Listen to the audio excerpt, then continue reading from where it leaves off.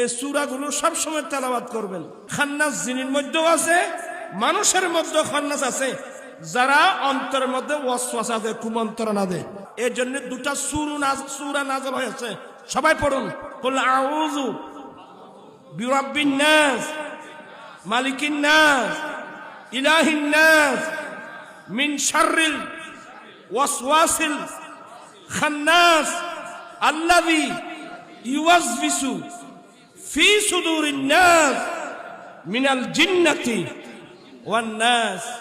এই সূরাগুলো সব সময় তেলাওয়াত করবেন, কারণ খান্নাস আছে, খান্নাস জিনের মধ্যেও আছে, মানুষের মধ্যেও খান্নাস আছে, যারা অন্তরের মধ্যে ওয়াসওয়াসা দেয়, কুমন্ত্রণা দেয়।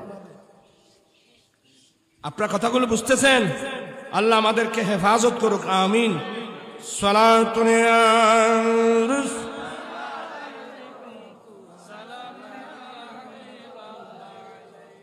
আল্লাহ আমাদেরকে ইলমে দ্বীন অর্জন করার তৌফিক দান করুন। শুধু এগুলো না,